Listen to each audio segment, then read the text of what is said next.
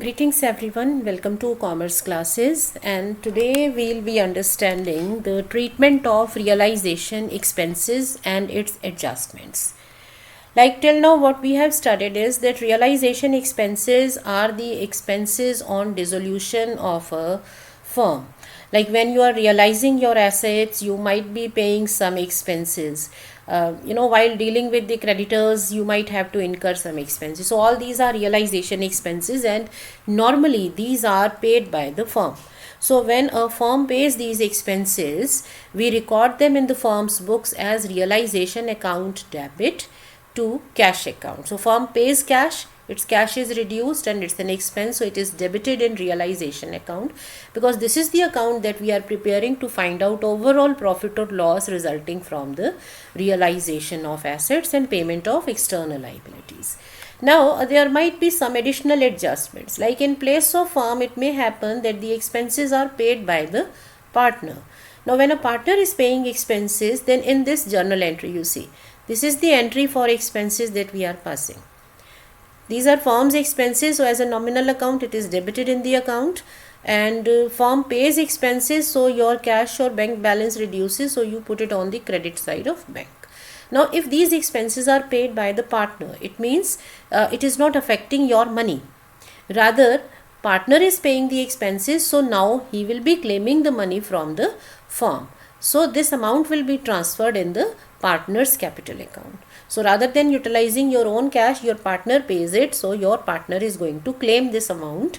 So his balance or his claim in the firm will increase. So when a partner's capital claim increases, we credit it. So this is credited in the partner's capital account. So these two are fairly simple cases. When the expenses are paid by firm, put it in realization account through bank. When it is paid by the partner, put it through the relevant partner's capital account. However, there might be some cases wherein the overall responsibility of the dissolution proceedings is given to a partner against some salary or commission. Like you might be making one of the partners as responsible for doing all the activities relating to maybe sale of assets, payment of external liabilities and all, and against this service this partner is either paid salary, like you may pay him a fixed sum, say you are being paid 10,000 for doing all this work. You might be paying him through per month salary, like you may say that you will be paid salary of say 1,000 rupees per month. So now you will have to see whether this dissolution is spanning across 2 months, 3 months, 4 months. Accordingly his salary will be calculated or paid. Or you may give him commission, because ultimately it is his work to realize all the assets. So sometimes partner is given commission based on cash collection or based on final payment to the partners. So whichever mode is given, accordingly his salary or commission will be calculated. Now here in the basic point is that number one is that partner's salary or commission is being paid by the firm. So this becomes firm's expense, right? So for firm this is the expense, but in order to do all these activities the partner may have to incur some expenses. So actual expenses incurred by the partner. So if the partner is incurring such expenses, then where should these be recorded? Because firm will record its own expense. What firm is paying is the expense of firm, so they will record it. But what about the actual expenses? Now one may say that since these expenses are to be incurred, or these are the responsibility of the relevant partner only, so these should be paid by the partner. And since it is his personal payment, so it will not come in the books of firm, right? It's just like, when as a person, suppose you are to do a particular thing and you give this responsibility to someone else for a charge of, say you give your responsibility of doing a particular thing to be, say, against a charge of some fixed amount. Maybe you are to buy a book, you are to go to some market at a far off place, and that book is available for say 900 rupees. You don't want to go, so you make someone responsible, or you just give this responsibility to someone else. Okay, you are going, and or you please go and bring my book. and the person may say that it is likely to cost me, I'll be going there, so either I'll have to fill up the petrol in my car, or I may have to take an auto or taxi, etc. So you say that, okay, you take this responsibility, I will pay you 200 rupees additionally. If this suits you, this person agrees. Okay, now when this person goes out and buy the book, of course 900 is for the particular purchase. Okay, so now herein there is no purchase, so there is no question of 900. The question is about 200. Since you have given your responsibility of going there and doing your work against a sum of 200, so this is your expense. You here is firm. So whatever amount that you decide to give, that is your expense, you will be recording it. Now this person may decide that, okay, why to go in a taxi, I'm getting this much money, why not to make some benefit out of this? So he goes by bus and he actually spends only 50 rupees. Now this amount which is being spent by this person, that is here in this case the relevant partner, now this is his personal charge. He may opt to go in bus, he may go in a taxi, he may have to shell out 250 rupees or 150 rupees, whatever it is, but this is his personal charge. So if he say go by taxi and he comes back and says that, oh, my bill was 250 rupees, then you will say, what can I do? I just opted to give you 200. We had an agreement, I paid you 200 and now it is your responsibility. So this is the responsibility of the relevant partner. So actual expenses are not to be recorded in the books of the firm. Now what happens if the expenses are paid by firm? Now if B says, before going anywhere, if B says, I don't have any money to go there, so you need to give me some amount. So A may pay him, say, okay, you may take 150 rupees. So A pays 150 rupees right now and he says remaining balance, because I am to give you 200 only additionally. So you take an advance of 150 and I'll pay you the balance of 50 rupees later on. So now what is this 150? Is this additional expense of the firm? Do you think that the firm will pay 150 now and 200 again? No, firm is going to pay this much only. So this amount which you are paying in an addition, in a beginning initially, this is either as an advance or it is a drawing.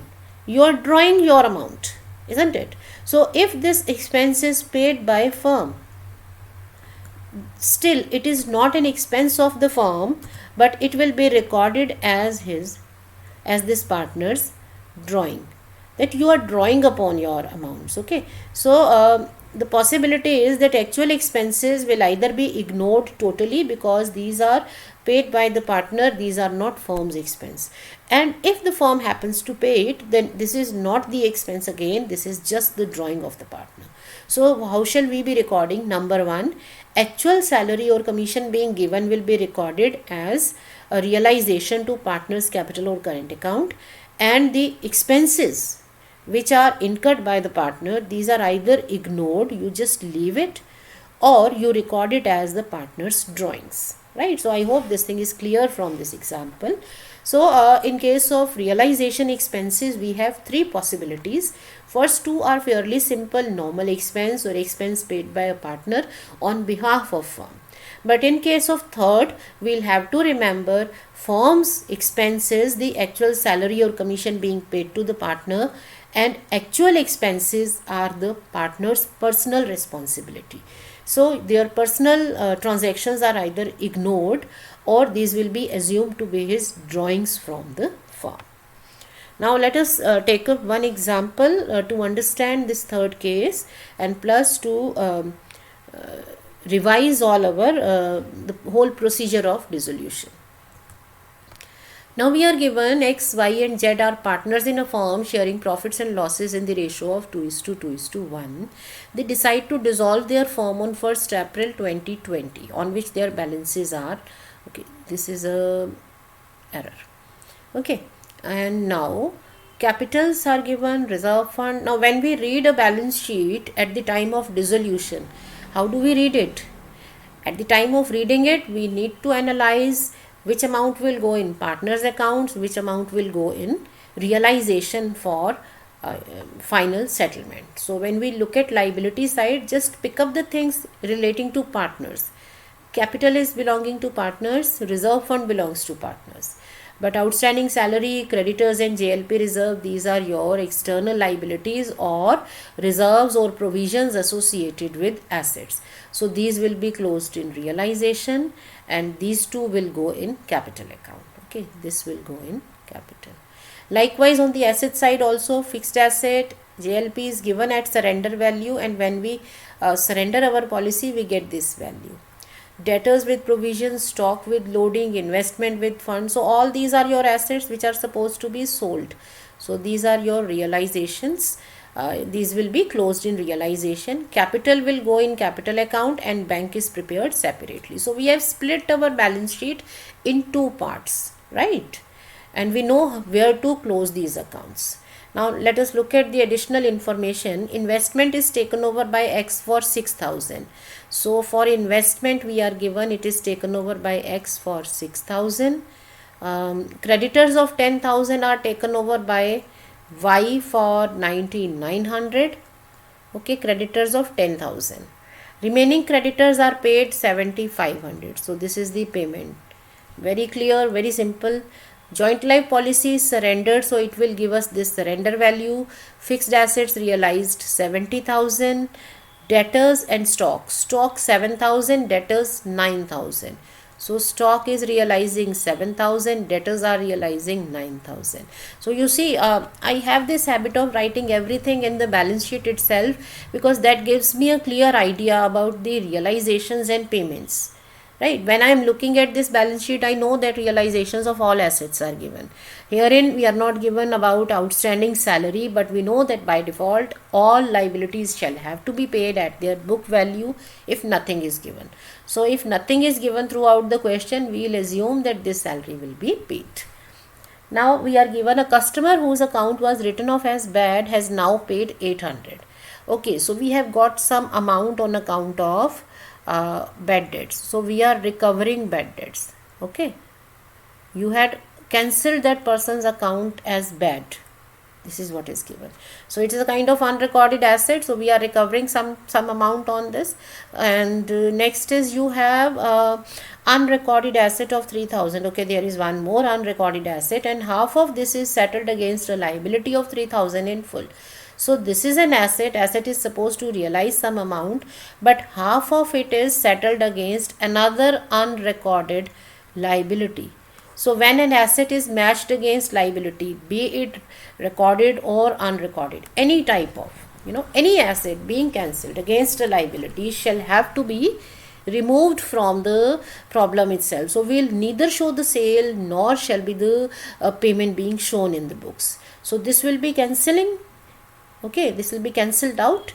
Okay, now the balance is sold, so half, remaining half is sold. So of course we are recovering 1,300. So this will be shown. So we are getting unrecorded asset 1,300. Okay, and Y took over the responsibility of dissolution for which he is paid a salary of 400 per month. Now this term per month means we'll have to see the tenure of the dissolution. Yes, dissolution completed on 30th of June. So you started it on 1st April to 30th June, 3 months. So for 3 months, this person shall be paid 1,200 rupees of salary. So this is firm's expense.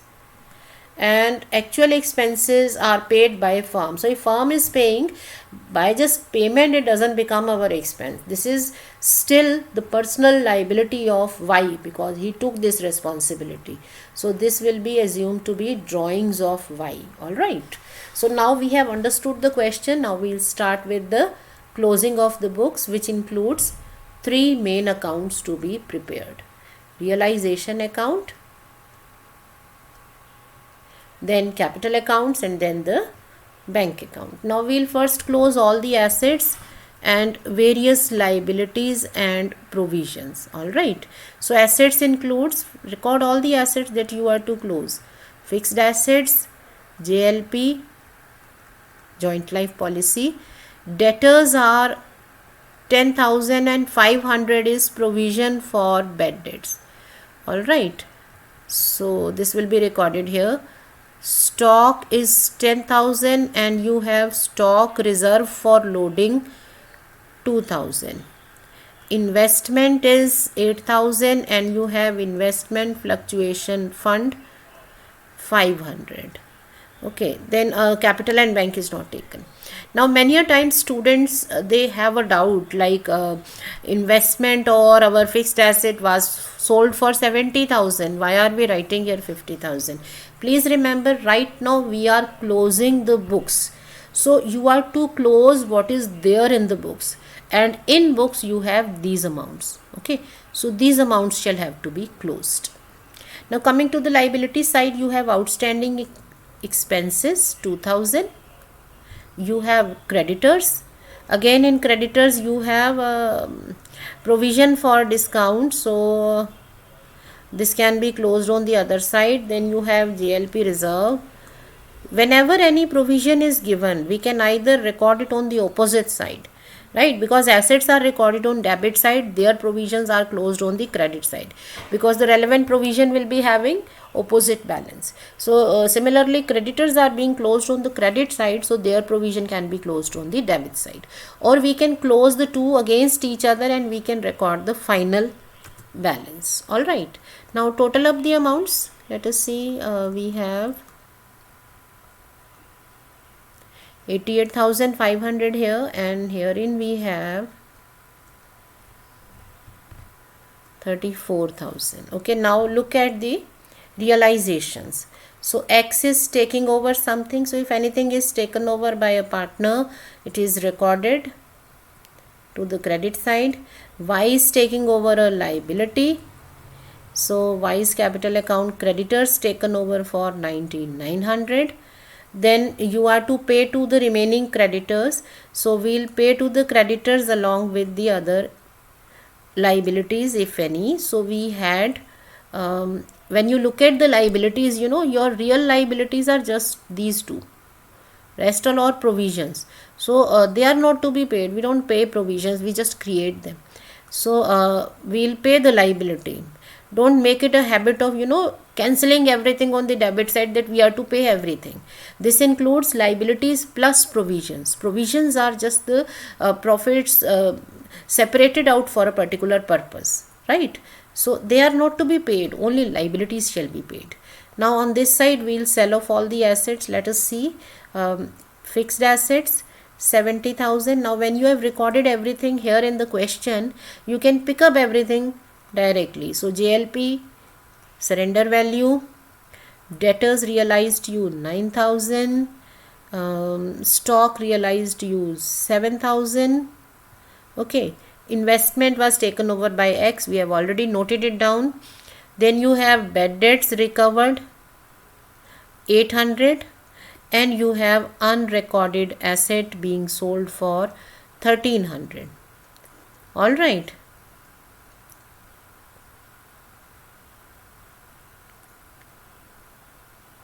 $98,100. Now Y is taking over the responsibility, so expenses of the firm will now be recorded in capital account of Y. Expenses or his salary we can say. Okay, his salary is the expense of firm. So now calculate overall profit or loss. So credit total is this much. Now difference is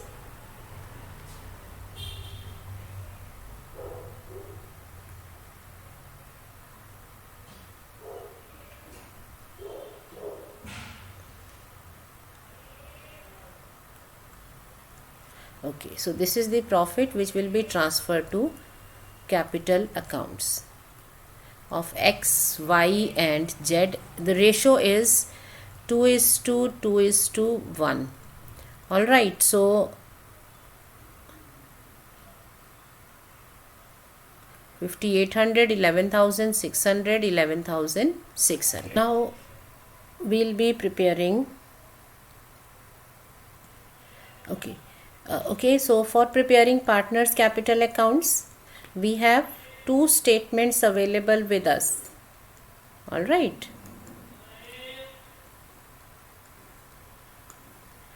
You have a balance sheet and you have a realization account.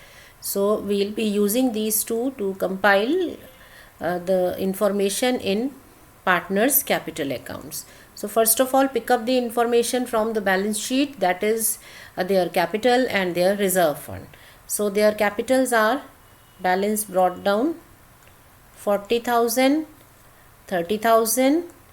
Then you have reserve fund here, 10,000 reserve fund being distributed in the ratio of 2:1. So 4,000, 4,000 and 2,000. On the other side you have capital of Z.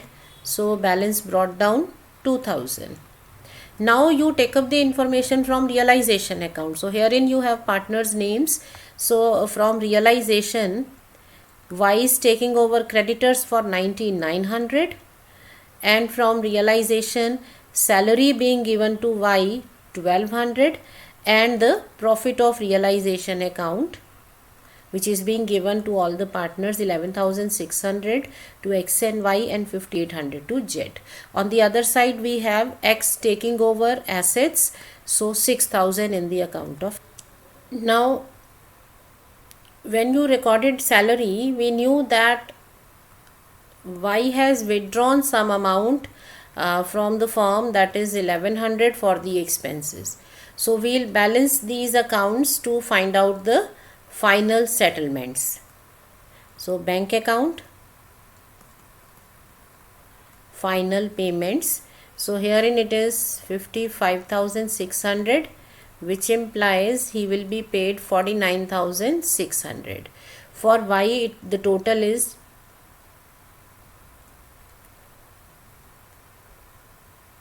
56,700, which implies he will be paid 55,600.